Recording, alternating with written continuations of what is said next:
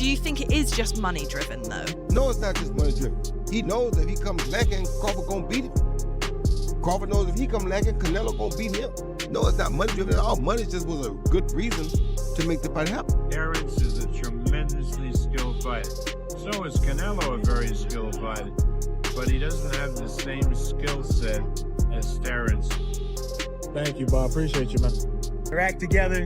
What is it in your mind? I think he's just used to the stage. You know what I'm saying? Different stage, man. But I don't know, man. It's like Terence Crawford versus Canelo Alvarez delivered the kind of spectacle boxing fans had eagerly anticipated. After the fight, professionals in the sport reflected on the intensity and atmosphere with genuine admiration. They highlighted Crawford's composure in front of the passionate Mexican crowd and the electrifying energy of the fans. Both fighters demonstrated mutual respect while carrying the weight of boxing history on their shoulders. Canelo put his super middleweight legacy on the line, while Crawford aimed to become a three-division undisputed champion, a feat analysts deemed ambitious. Yet, Crawford's calm demeanor and focused precision convinced many that he belonged among the sport's elite. Took the boos from the Mexican fans really well, and then towards the end of the press conference, he's so succinct and pithy in everything he says, Bud, that his supporters eventually came to the fore in the arena. He's incredibly popular. Canelo's he's not arrogant, but he's got so much self-belief. And then it's like a game of ping pong, back and forth all the time. Great atmosphere. We've had a brilliant day interviewing so many people about it. Today makes me feel really stoked about this fight now. Stoked? It's a great word. Stoked. There's a lot of respect between both guys. I think they both know what they've got themselves into. Obviously, Terence is on the precipice of history. Three-weight undisputed champion, not been done in the modern era. And obviously Canelo Alvarez, he's taking a big risk here. He's fighting what everybody's saying is the smaller guy. But when he was up on that stage, both guys paying an awful amount of respect to each other, both admitting that this is a 50-50 and could go either way. Yeah, no nostalgia. They were asked about nostalgia and the biggest fight of their lives. Neither man wants to think about those things. They know they've got an elitist fighter in front of them. Canelo, like you say, has his legacy to lose in many ways that he's created in recent times at super middleweight, being undefeated in that division for 6.5 years against a guy that's come up from lightweight. Let's not forget that he beat Ricky Burns to win the world title at the beginning. It's a massive ask for Terence Crawford still, but there's that feeling in all of us that he is capable of doing it, and he presents that the whole time. He's got this poker face. He's got this ability to respond in the right way to everything. Competing at a higher weight, Crawford proved he could earn Canelo's respect by standing firm and engaging confidently in exchanges. Observers noted he avoided a purely defensive, Mayweather-like approach, choosing instead to stick to his own style, blending crisp counters with intelligent movement. Canelo's relentless pressure and power continually reminded everyone of his dominance as super middleweight, while Crawford's composure and tactical flexibility underscored his exceptional skill. The fight evoked memories of past challenges Canelo had faced, yet it carried a distinct intensity all its own. At 168 pounds, it is going to be a bit of a mystery how he comes into this weight class. There were some rumors of a shoulder injury. I'm not putting any stock into that because I don't think we can unless there's anything official really out there. Point being, there's got a lot of question marks around Terence Crawford. This video, we are going to suppose that those question marks are answered in full force by Terence Crawford being an absolute monster at this weight class. It's a lot of assuming, but it's kind of what we have to do to see the best version of Terence Crawford in this fight. So let's assume the weight doesn't bother him. Let's assume he is fully healthy, not injured. Let's assume that Canelo's power is not too much from him coming up from 147, 154 to 168. Let's assume all that's true. How does Terence Crawford win this fight? Number one, he has to get Canelo's respect early. Terence Crawford is not going to fight this fight on his back foot, circling around the ring like William Skull or Edgar Berlanga, any of these guys that got hit by Canelo and went, ooh, no, I don't want any part of that. That can't happen. And do not forget, by the way, that Charlo was 154 undisputed champion. When the dust settled after this monumental clash, many shared the perspectives of Carl Frog and Hamza Shiraz. Crawford's timing, skill set, and ability to maintain composure on such a massive stage left a lasting impression. At the same time, Canelo's legacy cast a long shadow over the bout. He has squared off with elite names like Gennady Golovkin and Floyd Mayweather, opponents who forced him to elevate his craft, and that experience was evident in his presence here. His power remained a formidable force, demanding respect from the crowd and analysts alike. The fight showcased the intriguing contrast between Crawford's surgical precision and Canelo's proven strength at the highest level. It wasn't solely about proving superiority, but rather celebrating the excellence of both fighters, one cementing his reputation, the other extending his legacy. Talk about Crawford, Canelo, before we move on to young Canelo. Yeah. Who you got for this? I mean, this is an exciting fight. What's your pick for this one? I think Canelo's going to win rounds 8 to 10 knockout. I think he'll get a stoppage, yeah? Yeah, I think he's going to get the stoppage. I think... You're basing that just on size? Or? No. It's a little bit on size, but I think Crawford's ego is not going to let him box. You got to remember, so you think I'm taking him on? Yeah. I think he'll do what he has to do at the start, realise it's not going to work. Later on, try and match him, and that's it. Game over. See, I think if Crawford's got to do the job, it's got to be boxing moving, keeping That's the only way it can be done. He can't fight him, can he? No, he can't fight. And you're saying there he gets drawn in, because he just might do, because he's unbeaten. He fancies himself as a bit of a tough, well, he is tough, isn't he? He's tough, strong. He does everything well. Yeah. But at this weight, but Canelo was down at welterweight when he started, up at light heavyweight, and obviously been beat, lost to Mayweather and lost to Dimitri Bivol. Yeah. But Bivol was too much for him. Yeah, Back down at super middleweight now, that's probably his comfortable weight. And he just think Crawford's just not big enough. Nah, I don't think he is, man. And No. the thing is, for someone like Canelo, you got to either throw punches in bunches like Bivol did, or you got to be there where he respects your power, like GGG and these guys. So it sounds a bit mad, but I don't think Crawford's got either or. No. He's talented, one of the best fighters in our generation, but you've got to remember you're going up. 2 divisions, 3 divisions. Yeah, 2 or 3 divisions. Different, the game's different up there. And Canelo's not going anywhere, is it? Because he got clipped. You mentioned Bivol there, and Bivol smashed him quite a lot of big heavy shots. Yeah. And he coped. He took it. Never been down. Nah, and it didn't phase him. So I don't see how Crawford. The matchup highlighted the stark contrast between a natural super middleweight and a challenger testing himself at a heavier division. One fighter enjoyed the advantage of experience at 168 pounds, able to withstand shots that might trouble most, while the other relied on sharp reflexes, adaptability, and relentless activity to match the tempo. The exchanges flashed with power, timing, and high-level adjustments from both, keeping the outcome uncertain throughout. As rounds progressed, fatigue and mounting pressure emerged as critical factors, setting the stage for dramatic moments in the championship round's closing stages. It's quite difficult to read. Canelo's not as difficult, but Canelo's just so much more experienced.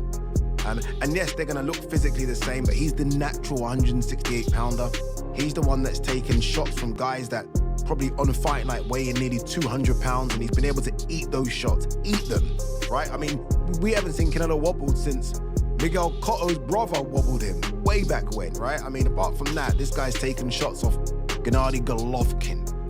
And anyone that can eat shots off Golovkin, I'm sorry, you've got my full respect, because we know how hard Golovkin hits. What will Crawford's legs look like after a few rounds against Canelo? Like, Crawford's gonna have to be active. One thing Crawford's got to understand as well, it's in Vegas. It's in Vegas. If you want to beat Canelo, you got to beat Canelo. A bit like Bivol did. You've got to make sure there is no arguments. It's all said and done. I did way more work. So Crawford's got to be busy. Canelo, we just know, isn't going to revert back to Canelo of 6-7 years ago. It ain't going to happen. So what Canelo does do is he tries to hurt you with one big shot now. He won't load up. He'll tap you, then bang. I think we've seen that, especially that shot he throws where it looks like he's going to go to the body, then it goes up top. He's really good at that shot. So Crawford's got to look out for that. I think Crawford wins quite a few of the early rounds. And then I think the weight of Canelo's punches, the weight in Crawford's legs start to take some impact. And I think Canelo starts to eat a lot of the second half of the fight rounds. And then I think it comes down to who can do something in 11 and 12 championship rounds. I really do believe that's how it's going to play out. I've got a feeling that Canelo... In the aftermath, discussions inevitably turned to the topic of drug testing. Some observers still question whether Canelo faced the same level of scrutiny as others in this weight class, yet the fight itself remained the primary focus. Both fighters displayed extraordinary discipline, showcasing conditioning and fitness that reflected months of preparation. Crawford's skill translation to a higher weight earned widespread praise, while Canelo's durability even against sharp counters, reminded fans of his long-standing dominance. Still, the conversation about doping lingered not as a direct accusation, but as a recurring theme that seems to accompany Canelo whenever he steps into the ring. He's around a whole bunch of dope people, right? His whole camp, we all know 7 people's been busted there. So how and why? There's no one asking about if he's been dope tested for this mega fight, right? And that's what I've been watching for. And that's why, my interest is waning my interest, because I understand that there's people who don't care. You know what I call boxing here. BTBG. Beat the black guy. That's what I call boxing. That's what I've been seeing for years, right? Example, who gave a damn when Devin Haney was cheating with Ryan Garcia? Full of dope. All they were doing is celebrating a win, was what they were calling it. Somebody. Bob Arum's reflections captured the essence of the evening's events. Crawford demonstrated his signature intelligence, blending offensive bursts with smart defensive adjustments. Meanwhile, Canelo's skill, though perhaps less flashy than in earlier years, showcased the depth of his experience. Observers pointed out moments where Canelo relied on ringcraft rather than sheer punch volume, pacing himself to set up powerful shots. Crawford, on the other hand, exuded the aura of a fighter determined to prove that skill can transcend divisions. The contrast between youthful energy and the refined approach of a seasoned champion defined much of what fans witnessed. Arum's comment that Canelo's tools have evolved over time proved accurate. He is no longer the whirlwind of combinations from his early career, but has become a patient strategist. The fight's atmosphere was a reminder of just how accustomed Canelo is to performing on boxing's grandest stages. Are you willing to pick him over Canelo? That fight's gonna happen in September at 168. Well, there's a big difference in weight with Canelo and Terence. But if any fighter has a chance with Canelo, it's Terence. Terence is a super talent, and he has a real chance, despite the weight disparity, to beat Canelo. A real chance. Who would you favor, though? Or is it just 50-50? It's very, very hard because of the difference in weight. I would think that if I had to bet the fight, that I would bet Terence, because Terence has more skills than Canelo. But he's given away a lot of weight, a lot of real weight. So that matters. But again, Terence is a tremendously skilled fighter. So is Canelo a very skilled fighter. But he doesn't have the same skill set as Terence. Gabriel Rosato's observations resonated as fans witnessed a fighter who has headlined global events. For over a decade, Canelo's composure under the spotlight was undeniable, and he never appeared overwhelmed by the enormity of the occasion. Crawford, however, showed he was equally unshaken, meeting the challenge with calm assurance that reflected his readiness for such a platform. Experience often dictates how fighters handle high-pressure moments, and this contest was filled with them. Spectators watched the athletes not merely competing, but performing with poise, intelligence, and control under the brightest lights. I feel like it's leaning towards Canelo, man. Really? Yeah. And what gives you that feeling when you think about it? Is it the way he looks? Is it the way they interact together? What is it in your mind? I think he's just used to the stage. You know what I'm saying? Different stage, man. But I don't know, man. It's like I said, Crawford that dude. But I don't know, man. I think Canelo gonna get it. Is there anything that you feel like Terence is giving off that makes you feel like maybe the moment is too big, in your opinion, having seen it time and time again, or is it just a gut feeling you have? No, man. I just think, man, that it's just comfortability, like as far as weight and activity. Canelo's been active, and I don't know, man. It's hard to be on your A game when you ain't fighting over a year. So especially when you fight top level. What makes it difficult when you've been out for a year? It's timing. What is it about coming back? It's just that timing. It's that timing, you know what I'm saying? Like Richard Schaefer's reflections on Canelo's journey added depth to the evening. From a teenage prodigy breaking into the sport to a global icon, Canelo's evolution was on full display. His frame at 168 pounds looked natural, a testament to his long tenure at this weight class. Crawford facing him in the same division visually represented the distinct paths converging. Crawford's ambition to move up in weight displayed remarkable courage, while Canelo's extended journey highlighted his resilience and growth. The fight itself illustrated both narratives: the young prospect who transformed into a legend, and the relentless champion daring to push his limits against formidable opposition. The morning weigh-in? Yeah, we just stepped away from just stepped on the scale, 167.5. Crawford has the same weight. Interesting. And so they both seem to be in great shape. Canelo is ready, is mentally ready as well, in a great mood, feels strong, looks strong, and is ready to perform. My prediction, Canelo stoppage 8. It's a great fight, two great fighters. What do you think? How does this fight unfold? Yeah, I could see that somewhere between the 8 and 10. It's just like, you know, I'm not so sure that that Crawford gaining, moving up to weighing in at 167.5 pounds is really the smartest move, because I believe that Crawford is not going to win the fight based on weight. Canelo is the bigger, stronger guy. So I think what Crawford did by actually coming in so high, he gave up some of his advantages, such as speed. So I personally think that was not a smart move, but hey, we'll take it. You've known Canelo for many, many years, almost 20 years, 19 years. Tell me about the first time you ever met him and his route to where he is right now. It's funny, we actually were looking the other day at some old pictures, and I shared them with Canelo. He was 17 years old. It was in downtown Los Angeles at the Fiesta Broadway event, the big Hispanic festival, where he showed up with Jeppo and with Eddie, and my kids were there, my 3 sons, my wife, and they were like... Roy Jones Jr.'s perspective perfectly captured Crawford's mindset. This fight was never simply about monetary gain. It was about testing himself against one of boxing's greatest champions. Crawford entered the ring radiating confidence, trusting his skills, meticulously prepared, and carrying himself with the assurance of a fighter who understands his own strengths and limits. Observers witnessed flashes of brilliance that reflected his self-belief. As he adapted to challenges and displayed resilience under pressure, Jones emphasized that true greatness is more than just stepping into the ring. It stems from believing you belong there.